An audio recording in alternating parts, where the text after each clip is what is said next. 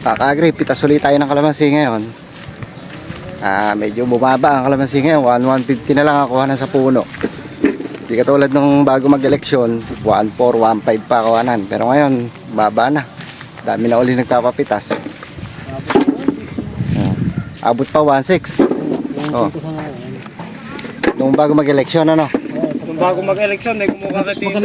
Eleksyon, kinabukasan. Babot doon si Ate Bibi, taga ano. Wala kasi masyado nagpapapitas nun eh, no? Dahil nga busy sa election, tapos mag-uundas pa. Kaya, mismong butuhan. oo. Mas mahal nun, ano? Oo. Sayang. Wala naman din kasing pipitas na madami at mga nagsisiboto rin eh. Singit na singit nun. Sayang.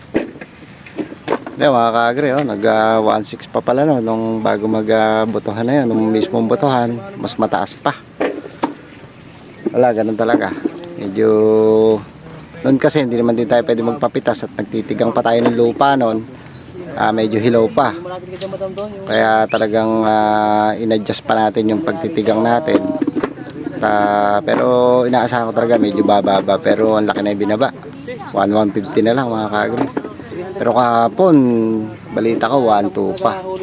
Bumawas pa ng 50 pesos mga ka-agree itong bayar natin ngayong araw. Wala tayong magagawa, ganun talaga. Pero maganda na rin to mga ka-agree, yung presyo na to. Kahit pa paano kasi may mga presyo din naman ito nung nakaraang pitas natin, nung naka 65 red bag tayo. 900 doon nakapagpasobra na tayo, nailabas na natin yung puhunan natin ng tagulan na to na 23,500 yata or 600, tapos may sumobra na tayo doon na 13,000, nailabas na yung puhunan. May sumobra na tayo ng 13,000 nung nakaraan at ngayon ito kita na lang uli ito, pero panibago na uli tayong kuwan dito mga ka-agree, kasi nga sabi ko nga nagsabog na ako ng abono dito. Dahil na okay na para sa akin, okay na yung tigang ng lupa ko na yon, dahil nga masyado namang mabibigla yung pagkahinog nitong kalamansi. Kaya nagpatubig na tayo, naglagay tayo abono. Ngayon, bago tumlab yung abono, papakuha na natin yung bunga para hindi malapnos, hindi maluto yung balat. Nakaka-agree. Ito nga. Ngayong araw, papapitas na nga tayo. Tansya na mamimitas, baka daw maka 30 to 35 bags ito. Itong ating kalamansi. Sana nga makakuha tayo at para kahit papano maganda-ganda ang income natin ngayon uli.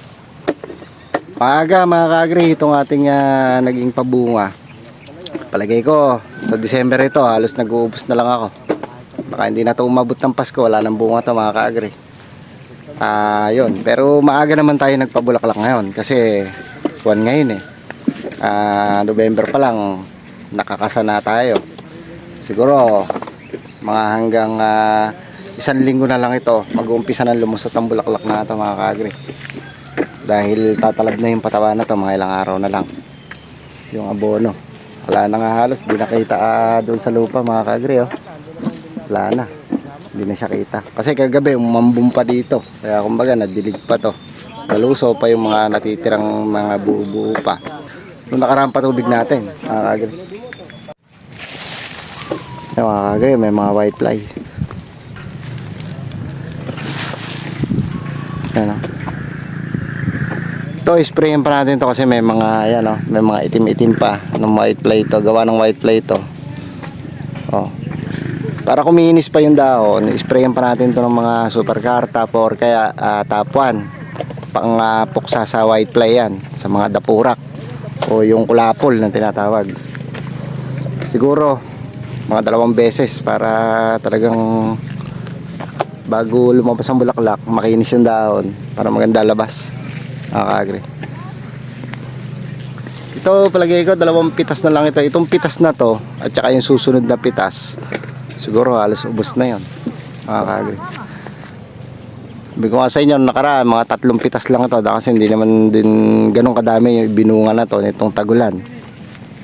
Pero maganda dito, income pa rin tayo kahit di ganun kadami. Tsaka di naman din ganun kalaki yung naging puhunan ko nung nakaraan na to. 23,000 plus lang yung naging puhunan natin. Medyo matipid. Yan, hindi naman kasi tayo masyado nag-spray ng insecticide dito. Halos wala pa yata akong 10 beses nag-spray dito. Nasa 8 lang ata, 8 beses pa lang. Tapos tumigil na tayo dahil nga hindi naman nga maatake yung mga fruit fly, mga putakte.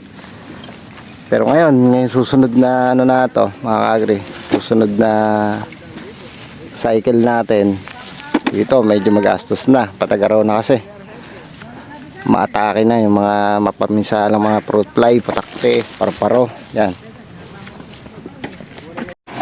Lalaki na may bunga yan, oh. Hindi naman kumukupas talaga yung bunga. Kahit yun, Lalaki pa rin kahit pa paano. Hindi naman kumukupas talaga. Sa nakakaga mo buti.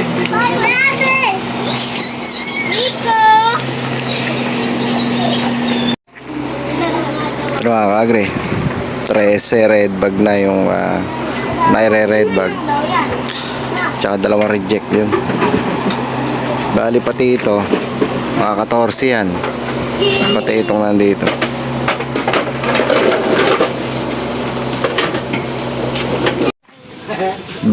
Benching ko na yung naalis mga kaagri. Ito, alas 4:30 na. Huling ahon na to na mamitas. Siguro kaya natin 30 mahigit. Ito. Halos taga isang red bag yung ahon nila. Mga 10 yung mamimitas mga kaagri. Yung Natukuin na tayo. Mayroon na muna. ikaw bigay mo sa kanya yan, kanila yan. Bigay mo sa kanila yan. Laruan nila yan. Nico. Ay.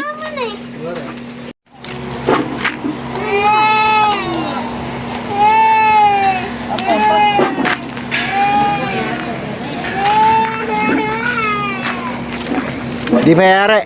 Hindi.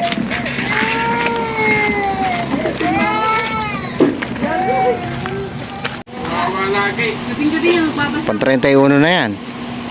Ano ba yung 24. Oh, yan. 31 na mga kagri. 32. Tapos yung isa pa na yon tinitimbang pang 33. Yan. Tapos may nire-red bag pa pang 34 yun mga kagri, nire-red bag. Na good, puro good po yan binibilang natin na yun mga kagri. Yan. Hindi kaya sa red bag ano tipining. Kayang, hindi kayang. May iwan na. Slip na yan. Kalahati lang. Kaya mo na, una i-karga.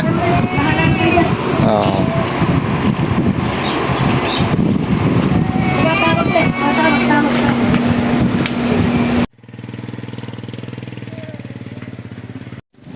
Now, agree. First day ng pitas ng ating kalamansi. 33 bags po yung good. At medyo marami-rami itong ating reject. Halos naabot ng 6 na red bag. Nakaka-agree. Wala, ganun talaga. Nung nakaraan kasi, ang pitas, maraming namitas na mga hindi naman dating namimitas dito sa atin.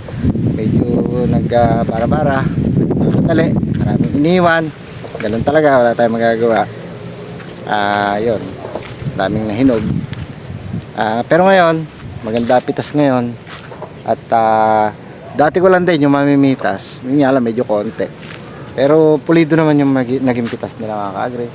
At nakuha na nila yung mga yung madidilaw, yung lahat ng mga, kumbaga parang nilinis na nila ito ngayon mga ka-agree. Kasi tamang-tama lang yan kasi magpapabunga tayo, kailangan malinis na yan, natanggal na yung mga dapat tanggalin ng mga hindi naman para dyan, yung mga madidilaw, yung mga bulitog, yung maliliit na biglang nahihinog, natanggal na yan mga ka-agree. Ang naiwala lang dyan yung talagang hindi pitasin, yung tulad nito ito, yan, mga alanganin pa, mga pang December pa natin to mga ka-agree. Pero tansya ko dito mga ka-agree, December wala na. Last na pitas na to, December. Yun. Last na yan. Siguro hindi na tayo abutin na. Siguro pagka sa Pasko siguro yung pampasko natin mga ka-agri, palagi ko wala na tayong pambagong taon. Halos konting-konti na lang to, tira-tira na lang to mga ka-agri. Maaga tayo nakayari ngayon, maaga tayo mauubos ang bunga ng kalamansi natin kasi hindi naman ganun kadami na ipabunga natin itong tagulan na to.